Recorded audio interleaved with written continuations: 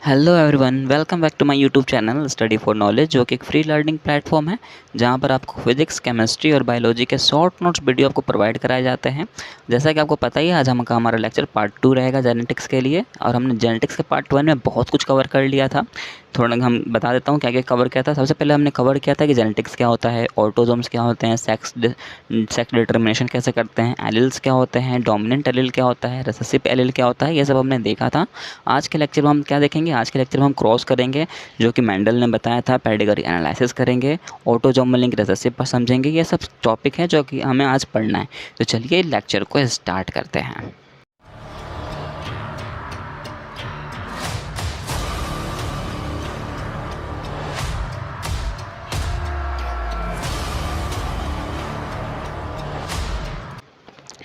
तो चलिए, सबसे पहला टॉपिक है हमारा पेडिग्री एनालिसिस। पेडिग्री एनालिसिस क्या कहता है? Pedigree analysis was developed to understand the inheritance of gene from parent to offspring.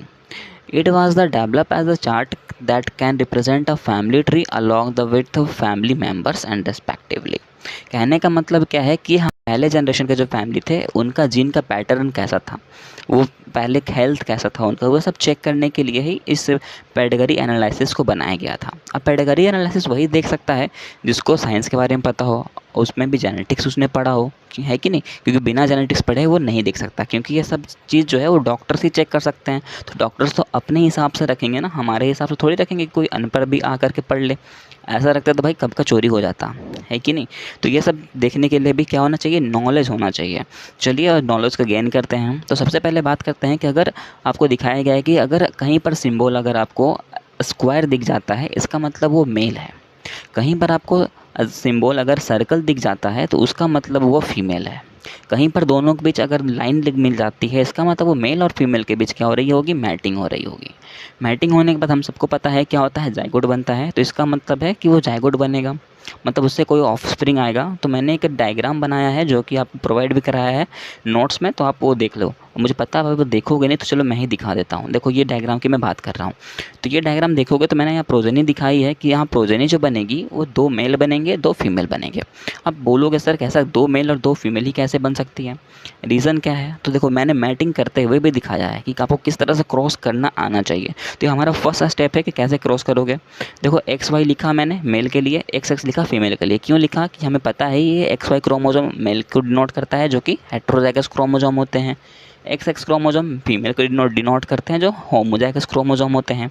तो जब मैटिंग होगी तो कैसे टूटेगा? एक X एक Y में टूटेगा मेल, और फीमेल XX में टूट जाएगा। अब ये X वाला पहले मैटिंग करेगा फीमेल के X वाले क्रोमोसोम के साथ, तो क्या बनेगा? XX बनेगा। इट मीन्स फीमेल बनेगी।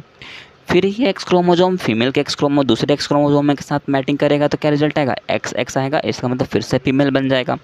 ये X का काम खत्म। अब हमारा Y बचा। Y वाला पहले मैटिंग करेगा X वाले के साथ, तो रिजल्ट आएगा XY। इट मीन्स मेल आएगा। फिर Y जो मैटिंग करेगा दूसरे वाले X क्रोमोसोम के साथ, तो वो आएगा XY। इट मीन्स यहाँ पे मेल होगा। तो यहाँ से पता चल जाता है कि 2 मेल होंगे, 2 फीमेल होंगे। तो ये हमारा फर्स्ट स्टेप है सीखने का कि कैसे मैटिंग की जाती है, कैसे क्रॉस कराना है, राइट? आपके बुक में डायरेक्ट लिख दिया है राउंड वाला, तो आप उसमें कन्फ्यूज़ हो जाओगे। उसको हम चलेंगे, उसमें भी जाएंगे, पर पहले ये टॉपिक को क्लियर कर लो, धीरे धीरे वो भी क्लियर हो जाएगा, राइट? मैटिंग कर लिया आपने। दूसरा तरीका भी मैंने बताया है, बॉक्स वाला। बॉक्स की तरफ मैंने क्या लिखा है? XX लिखा है, इधर लिखा है XY। दोनों के बीच मैंने मैटिंग करा के दिखाया है, रिजल्ट आपके सामने पर है, राइट? यहाँ दूसरा मेथड भी आपको इजी ही लगा होगा। और ये दूसरा मेथड अब मैं बताऊँ तो आपके बुक में भी दिया गया है, तो आप ज़्यादातर फोकस इस दूसरे मेथड पे ही करना, क्योंकि ये ज़्यादातर सभी यही चेक करते हैं, है ना? तो ये शॉर्ट के लिए मैंने वो बताया है। दोनों मेथड सही है, पर आपके बुक में ज़्यादातर ये बॉक्स वाला ही दिया गया है। ओके, तो यहाँ तक थी पेडिग्री एनालिसिस की टॉपिक। ओके, अब यहाँ पर से आपको क्या करना है? डिजीज़ बताना है मेरे को। तो अब देखो डिजीज़ कैसे बताता हूँ वो देखो, बहुत ही अच्छी ट्रिक लगेगी आपको। इसी के साथ लिंक करते हुए चलते हैं। मान लो ये जो फीमेल थी या फिर मेल था, दोनों में से एक, दोनों के जो X क्रोमोसोम थे उसमें प्रॉब्लम थी, वो डिजीज़ कैरियर थे। और डिजीज़ कैरियर थे तो मैंने यहाँ देखो XC लिख दिया है। X के ऊपर क्या लिख दिया है? C लिख दिया है। मेल के भी X क्रोमोसोम के ऊपर C लिख दिया है, फीमेल के भी X क्रोमोसोम के ऊपर C लिख दिया है। इसका मतलब समझो ये डिजीज़ कैरियर है। ये देखो, ओके। तो देखो यहाँ पर मेल के पास सिर्फ एक ही X क्रोमोसोम है और वो भी क्या हो गया, डिजीज़ कैरियर हो गई, तो हम इस कंडीशन को कहेंगे ये अफेक्टेड हो गया। मेल कैसा हो गया, ये अफेक्टेड हो गया। अब डिजीज़ कैरियर है कहने का मतलब कुछ भी हो सकता है वो कलर ब्लाइंड हो सकता है वो हेमोफिलिक हो, है ना, कुछ भी हो सकता है उसे।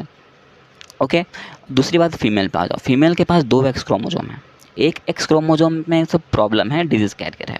तो भाई दूसरा क्रोमोजोम तो इसके पास है ना, सही, दूसरा एक्स क्रोमोजोम तो इसके पास सही है, तो दूसरे वाले से यूज़ कर लेगी।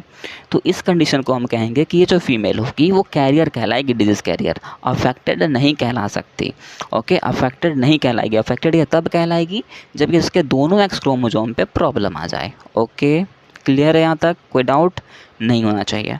चलो अब मैटिंग करते हैं, देखते हैं इसके बीच भी रिजल्ट क्या आता है। तो हमारे पास कैसे कैसे क्रोमोजोम है, एक हो गया एक्स सी, एक हो गया वाई जो मेल का है, दूसरा आएगा एक्स सी एक्स। दोनों के देखो मैंने मैटिंग कराई है, रिजल्ट क्या आएगा, रिजल्ट आएगा एक्स सी जो कि इसमें बता रहा है ये क्रोमोजोम किसका है, फीमेल का है, मैंने फीमेल लिखा है। दोनों को एक्स क्रोमोजोम में प्रॉब्लम है, इसका मतलब ये फीमेल अफेक्टेड हो जाएगी।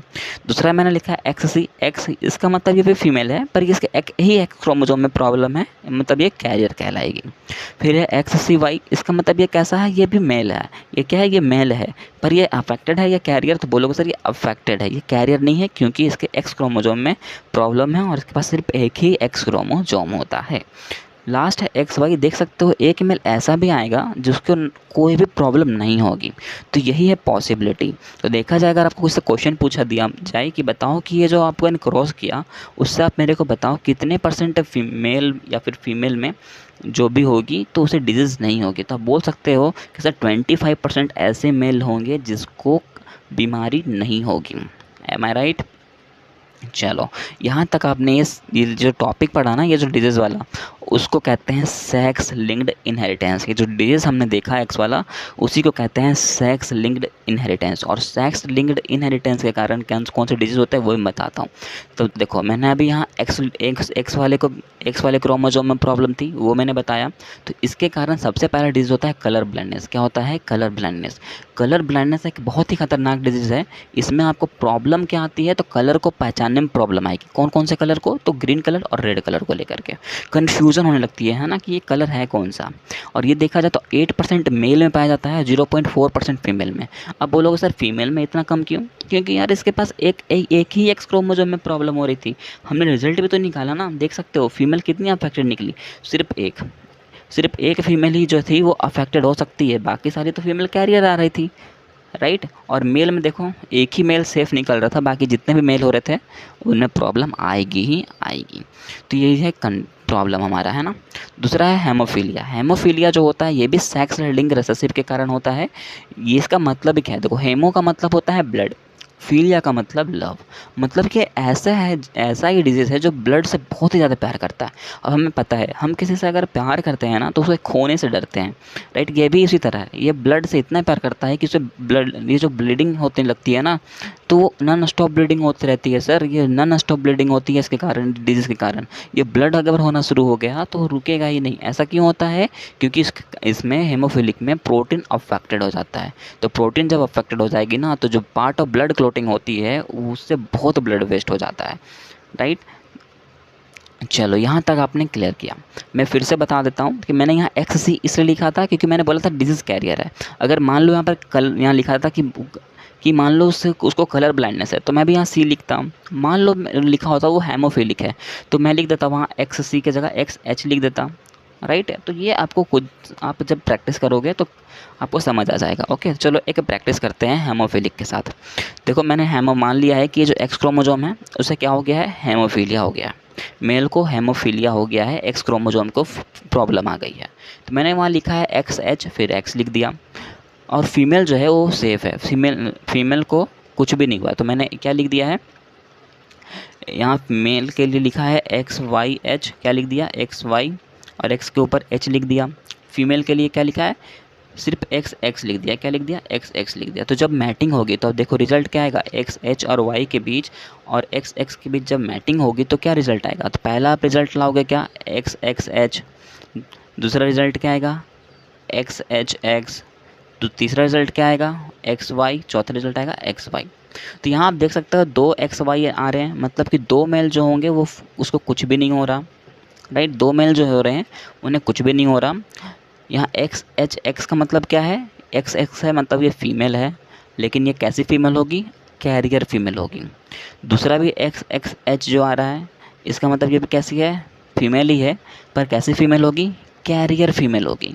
तो देख सकते हो अगर सिर्फ मेल को प्रॉब्लम होता है, मेल को अगर हेमोफीलिया होता है, तो ज़रूरी नहीं कि फीमेल को भी हेमोफीलिया हो, वो डिजीज़ कैरियर ही रह सकती है, मतलब उसे ज़रूरी नहीं कि फिक्स नहीं है कि प्रॉब्लम होएगा ही।